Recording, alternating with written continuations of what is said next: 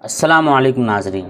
دوستو، آج میں آپ کے سامنے ایک بہت ہی اہم مسئلہ شریعت کا لے کر کے حاضر ہوا ہوں، جس مسئلہ کا جاننا ہر اس انسان کے لیے ضروری ہے جس کی عمر زیادہ ہو گئی ہو یا کم عمری میں اس کے دانت ٹوٹ گئے ہوں یا جھڑ گئے ہوں یا خراب ہونے کی وجہ سے نکلوائے ہوں، اور اس کے بعد وہ ایک مصنوعی دانت لگائے ہوں، ایک بناوٹی دانت لگوائے ہوں۔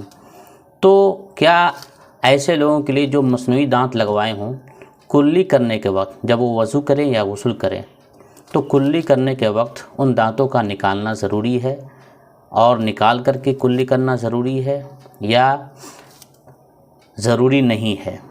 یا اسی طرح سے غسل کرنے کے وقت جب آدمی کلی کرتا ہے، چونکہ غسل میں کلی فرض ہے، تو اس وقت غسل کرنے کے وقت ان دانتوں کو نکالنا ضروری ہے، نکال کر کلی کرنا ضروری ہے یا بغیر نکالے کلی کر سکتے ہیں؟ یہ مسئلہ ہر اس آدمی کے لیے جاننا ضروری ہے۔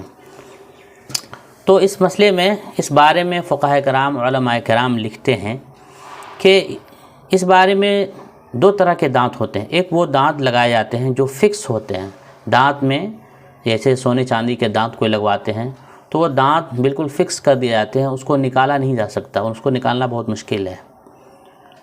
تو ایسے اگر دانت کوئی لگوائے ہوں جو فکس ہو، نکالنا نہ پڑتا ہو، نہ نکالا جا سکتا ہو، تو ایسے لوگوں کے لیے مسئلہ یہ ہے، پھر ان کو وضو کرنے کے وقت صرف دانت تک پانی پہنچانا سنت ہوگا، اور اسی طرح سے غسل میں صرف دانت تک پانی پہنچانا فرض ہوگا، اس لیے کہ غسل میں کلی کرنا فرض ہوتا ہے۔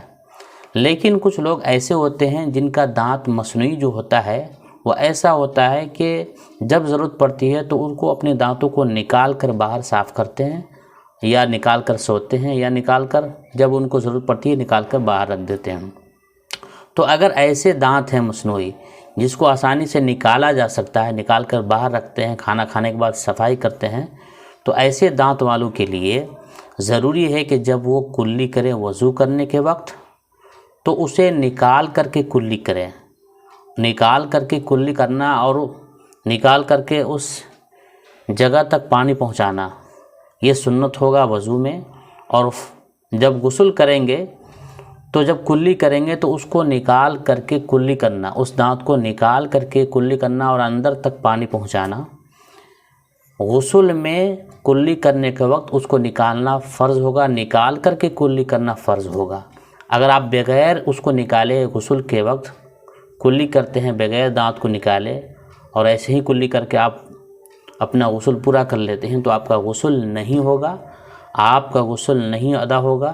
اگر آپ جنابت سے غسل کر رہے ہیں تو آپ کا غسل نہیں ہوگا، آپ ناپاک ہی رہیں گے۔ اس لیے اس مسئلے کو اچھی طرح سمجھ لیں۔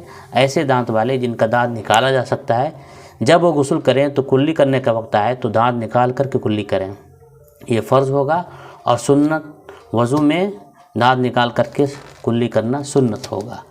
امید ہے آپ حضرات اس مسئلے کو اچھی طرح سے سمجھ گئے ہوں گے، اور اس مسئلے کو جاننے کے بعد اسی طرح سے عمل کریں گے۔